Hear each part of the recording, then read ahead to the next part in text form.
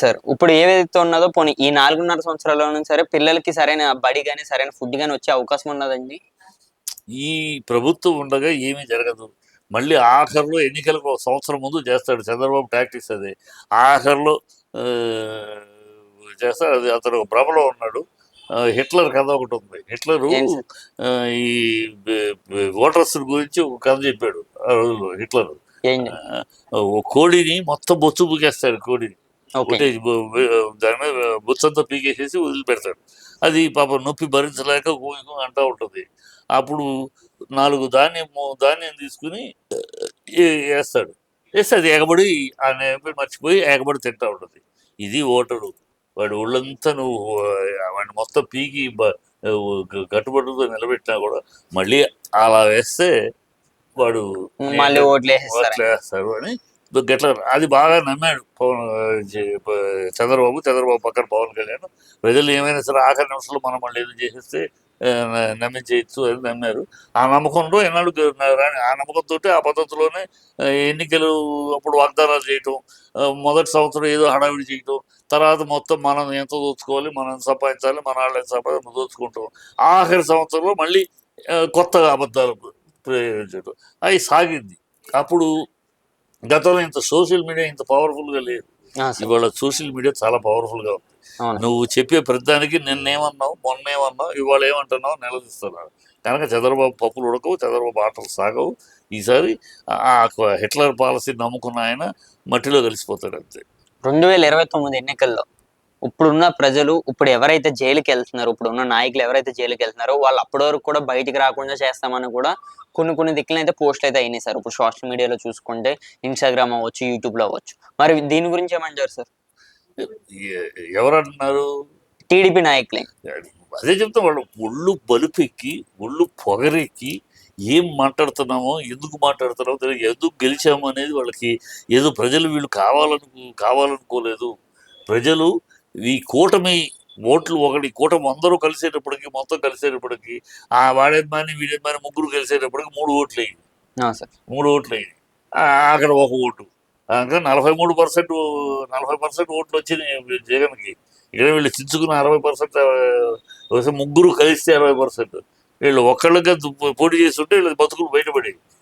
ఏదో ప్రజలు కూడా ముగ్గురు కలిశారు. ఏదో సరే నీ అమ్మాయి నా అమ్మాయి వాళ్ళ అమ్మాయి ముగ్గురు కలిసి ఓట్లు అయ్యేటప్పటికి నాకు 3 ఓట్లు నీకు 3 ఓట్లు పడ్డాయి. అలాగే ఆ తంతులో గెలిచారు తప్పితే వీళ్ళు ఏదో ప్రజలు వీళ్ళు ఇచ్చేస్తారు పొడి చేస్తారు నెత్తిని పెట్టుకునేవి గెలిపించాలి. అది అర్థం చేసుకోవాలి నీ రియాలిటీ. పవన్ కళ్యాణ్ వాళ్ళ అసెంబ్లీ మొహం చూసాడంటే టీడీపీ బీజేపీ ఇచ్చిన భిక్ష. బీజేపీ 8 సీట్లు వెళ్ళిందంటే టీడీపీ పవన్ కళ్యాణ్ ఇచ్చిన భిక్ష. లేకపోతే వీళ్ళకి అన్ని సీట్లు రావు, అంత ఇది రాదు. టీడీపీ 150 అన్ని సీట్లు వచ్చినాయంటే వాళ్ళిద్దరు పెట్టిన భిక్ష. వాళ్ళ కార్యకర్తలు అందరూ కూడా మీకే ఓటేశారు. సో ఈ నిజాన్ని గుర్తిస్తే ఒళ్ళు దగ్గర పెట్టుకుని మాట్లాడతారు. వీళ్ళకి మేమేదో గెలిచేసాం అనుకుంటే ఒళ్ళు పొగర మాటలు, అహంభావంతో అహంకారంతో నోటికి వచ్చేది మాట్లాడితే ప్రజలు తగిన చోట కాల్చి వాత పెడతారు తగిన సమయంలో. ఎన్టీఆర్ ట్రస్ట్ కూడా 50 లక్షలు విరాళం ఇస్తానని కూడా పవన్ కళ్యాణ్ గారు చెప్పారండి. అది కూడా అదే ఉందిలే, ట్రస్ట్కి ఇవ్వడం ఏముంది, అది మంచిది ఇస్తే వచ్చు. దాని గురించి మనం ఒక ట్రస్టే కదా, సేవా కార్యక్రమం ట్రస్టే కదా. దానికి ఉంది. ఈ టైంలో పెట్టుకుంటే కొంచెం బాగా విరాళాలు బాగా వస్తాయని ఆవిడ ఈ టైంలో పెట్టుకుంది. అది ఈ టైంలో ఉంటే మామూలుగా అయితే ఇవ్వరు కదా, అంత ఇవ్వరు కదా. మామూలుగా అయితే పవన్ కళ్యాణ్ 50 లక్షలు ఇస్తాడా అధికారులు లేకపోతే? అధికారంలో ఉన్నప్పుడే ఇలాంటి ట్రస్టులు ఎవరైనా దేశమంతా అయితే రాజకీయ నాయకులు అధికారంలో ఉన్నప్పుడే వాళ్ళు గిస్టు పెట్టుకుని అధికారం అడ్డుగా పెట్టుకుని విరాళాలు సేకరిస్తారు. విరాళాలు వచ్చి పడతాయి. తర్వాత రావు. అధికారం పోయినాక ఎవడేవాడు అధికారం ఉన్నప్పుడే. కానీ కరెక్ట్ టైంలో పెట్టుకుని ఆ విరాళాలు సేకరించుకొని జీవితానికి సరిపడా 3 తరాలకు సరిపడా ఒక ట్రస్టు మంచి కార్యక్రమాలు చేస్తున్న పేరు ఉంటుంది. మన దగ్గర డబ్బు ఎప్పుడు స్టాక్ ఉంటుంది. అది సార్, ఈ క్వశ్చన్ మీకు అడగొచ్చా లేదో తెలియదు కానీ అడుగుతున్నానండి. బయట అందరికీ ఉన్న డౌటే, ఎందుకని జగన్మోహన్ రెడ్డి గారు అసెంబ్లీకి రావట్లేదు? ఎందుకు రావాలి? దీనికి ఒక్కదానికి ఆన్సర్ చెప్పండి సార్.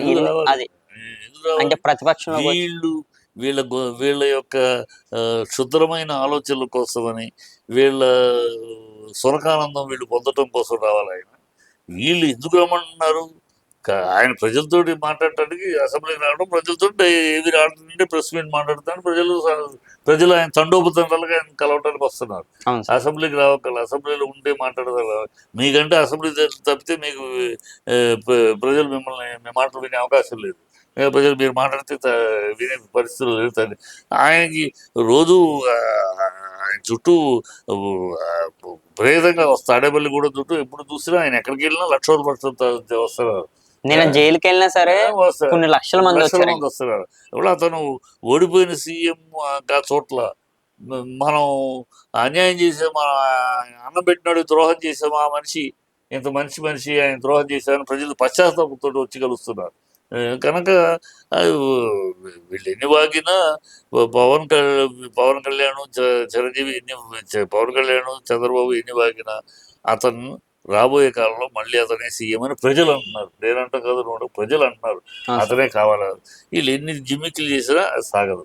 నేను మళ్ళీ ఒక పోస్ట్ అయితే చూసాను సార్, మార్నింగ్ మీ ముందుకు వచ్చే ముందే. ఇంతమంది జనాలు కూడా మళ్ళీ పే చేసే జనాలు మళ్ళీ రప్పించుకున్నారు జైలు వరకు అని కూడా ఇది కూడా ట్వీట్ అయితే వేశారు. వాళ్ళు ఇంగిత జ్ఞానము, ఇంగిత జ్ఞానము ఏమి లేని టీడీపీ కూటమి ఇది. అదే ఏదైనా రాస్తారు, ఏమైనా మాట్లాడతారు. వాళ్ళేమో జగన్ తాతకి ముగ్గురు భార్యలు, రెండో భార్యకి పుట్టినవాడు, వాడికి పుట్టినవాడు రాజశేఖర రెడ్డి, అతను ఆయన పుట్టినవాడు. ఈ వాళ్ళ కుటుంబాన్ని గురించి వీళ్ళన్ని దౌర్భాగ్య పాటలు మాట్లాడతారు.